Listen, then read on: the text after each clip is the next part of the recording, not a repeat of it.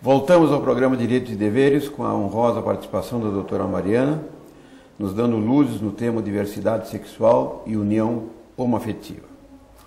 Retomando a nossa discussão, a nossa abordagem, doutora Mariana, por gentileza, a decisão do STF, segundo tem se noticiado, ela tem efeito vinculante. Gostaria que fosse explanado ao telespectador da TV Destaque qual o significado dessa decisão para os casos futuros e os pendentes de julgamento em qualquer instância da Justiça. Perfeito. Nós não estamos diante de uma súmula vinculante, né, mas essa decisão do Supremo Tribunal Federal, ela tem efeito erga omnes, né? Isso significa o quê? Que ela vai atingir a todas as pessoas.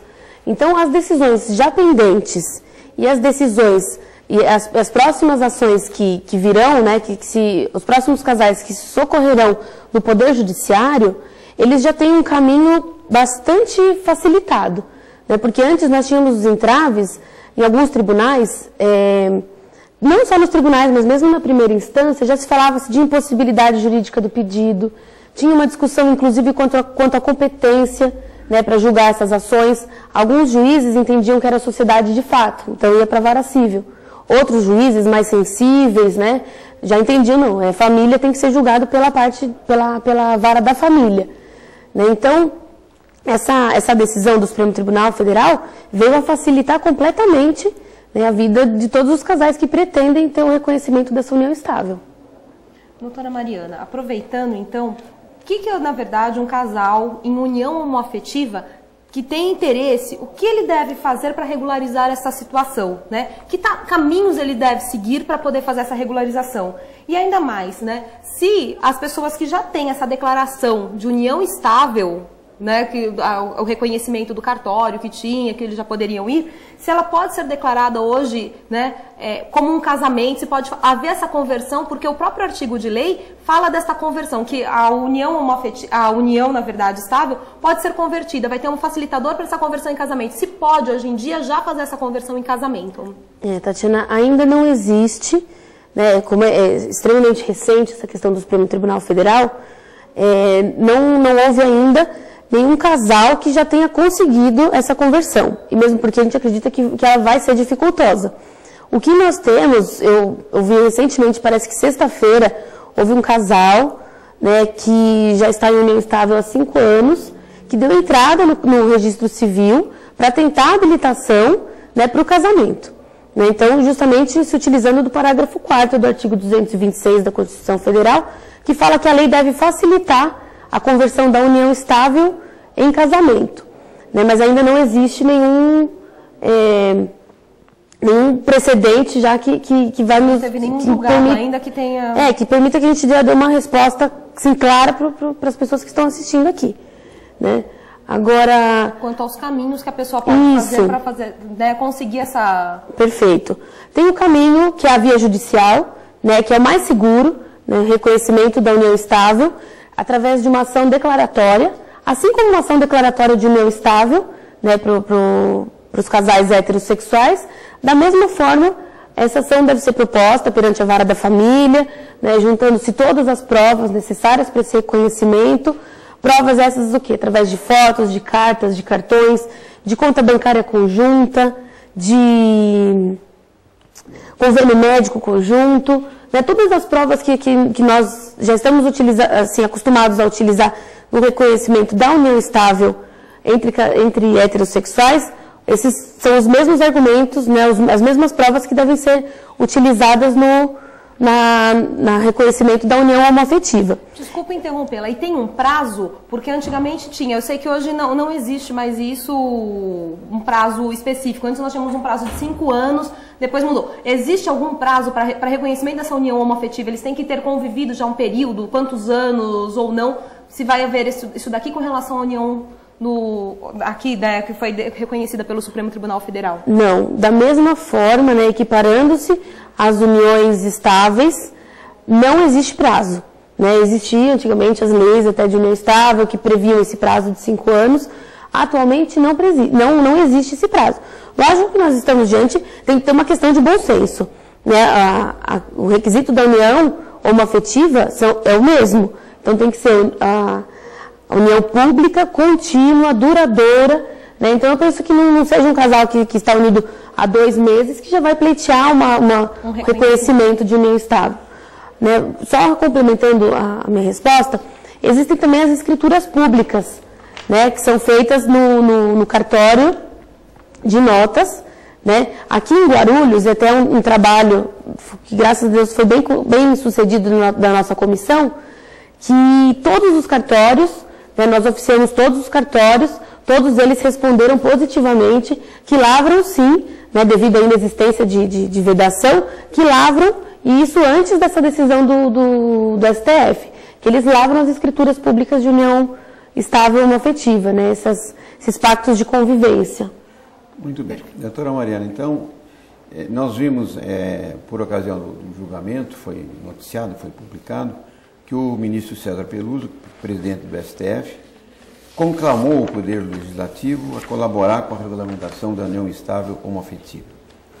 Significa que precisa, sim, de um normativo para disciplinar essa relação. Pode ocorrer um retrocesso no reconhecimento dos direitos dos homoafetivos se a legislação, por exemplo, vier na contramão da decisão do STF? Gostaria que fosse colocado no telespectador para que não se crie uma grande expectativa. Pode haver um retrocesso se a legislação ao mudar? Nós estamos vendo aí um movimento no meio das igrejas, notadamente igrejas evangélicas, igreja católica. Ontem mesmo uma frente teve tentou reunir um grupo para poder fazer cair esses votos e, né, não fazer prevalecer essa decisão do Supremo Tribunal Federal. E gostaria que você fizesse um comentário a respeito dessa possibilidade. Perfeito. Ou não. Certo.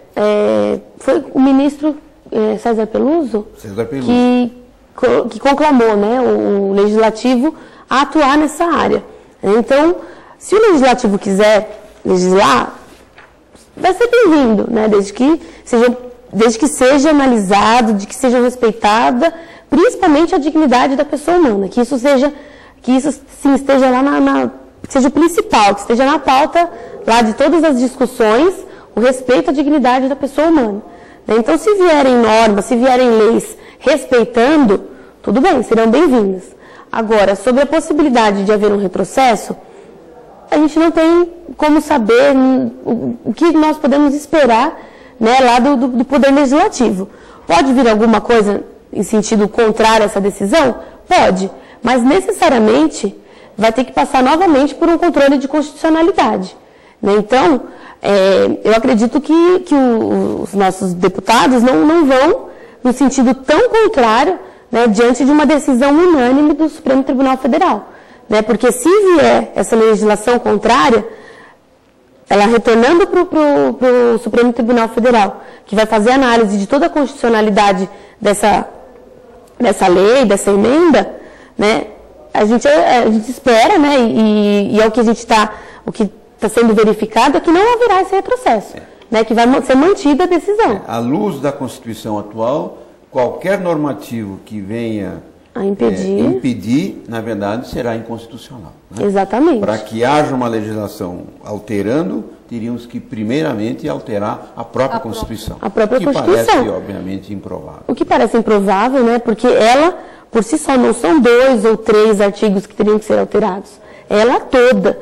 Né? São os objetivos fundamentais da República, né, que teriam que ser alterados. A partir, né, do preâmbulo. O próprio preâmbulo da Constituição, que já prevê igualdade, que já prevê respeito, que já prevê a não discriminação. Então, teria que ser alterado desde ali. E a própria igualdade entre as pessoas, que exatamente, é um fundamental da nossa Constituição. Doutora Mariana, aproveitando, você tem conhecimento de qual a estatística do IBGE com relação aos casos, né, de uniões homoafetivas que foram, e se já foram, quantos foram aprovados, quantos foram reprovados, o número de casais que convivem com a diversidade sexual? Perfeito. Nós temos um número que foi até agora divulgado pelo IBGE, de aproximadamente no Brasil 60 mil casais vivendo em união homoafetiva. Né? Então é um número bastante significativo. Agora, com relação ao reconhecimento desses casais, da união estável, né, por esses casais.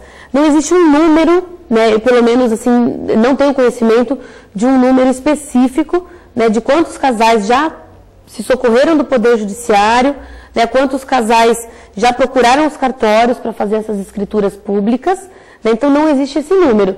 Né, o que nós sabemos agora é assim, com essa divulgação toda, certamente as pessoas, né, com o fim de garantir os seus direitos, né, principalmente os seus direitos patrimoniais, os seus direitos sucessórios, vão procurar muito mais, vai ampliar, vai ampliar, e o que, né, até os casais homossexuais que estiverem assistindo aqui, procure, né, um advogado da sua confiança, procure a Defensoria Pública, né, para que seja reconhecida essa união estável, né, para não ter as más surpresas no final. Façam valer os seus direitos, né? E façam valer os seus direitos, exatamente. Bem, antes da decisão do Supremo Tribunal Federal, na verdade, o assunto ganhou uma repercussão muito grande em razão dessa decisão que aconteceu agora no dia 5 de maio, né? Mas antes dessa decisão do Supremo, qual era o teor das decisões a nível de primeira instância, a nível de tribunais estaduais, a respeito do assunto? Quais eram os argumentos que eram utilizados pelos juízes, pelos desembargadores, para declarar o reconhecimento dessa união? Perfeito. Nós já tínhamos muitas decisões favoráveis. A doutora Maria Berenice Dias, que estava representando como amico curiae no Supremo Tribunal Federal, que estava representando o IBDFAM, o órgão do qual ela é vice-presidente, ela nos trouxe que existem 1.046 decisões a favor do reconhecimento da união homoafetiva. Né? Eu acredito que existem mais, né? Porque na primeira instância, esses processos correm em segredo de justiça. Então, se não houver um trabalho, por exemplo, que ela estava pedindo muito para os advogados, conseguiu um reconhecimento, manda para mim, e ela divulgava. Né? Então, já existiam muitas decisões. Nós tínhamos um problema que era o quê? Cada tribunal de cada estado entendia de uma forma. Né? Então, o Tribunal do Rio Grande do Sul, sempre muito vanguardista, né? Sempre muito inovador, sempre trazendo as primeiras decisões no nosso país, reconhecia as uniões estáveis homoafetivas. Aqui em São Paulo, já tinha que ser assim, um trabalho muito mais árduo, né? Uma prova muito mais consistente. E muitas vezes, na primeira instância, era negado. Mas quando se partia para a segunda instância, o Tribunal Superior já concedia. Né? O Tribunal de Justiça de São Paulo, apesar de conservador, já vem reconhecendo, exatamente. Muito bom. Continue acompanhando a doutora Mariana, participem do nosso programa, mande sua sugestão através do presidência@oabguarulhos.org.br ou secretaria@oabguarulhos.org.br e pelo telefone 2468-8199, ramal 33. Para fazer parte da nossa produção, entre em contato com o Marlon Leles, o nosso produtor, no 9383-4727. Vamos a um breve intervalo e voltamos já.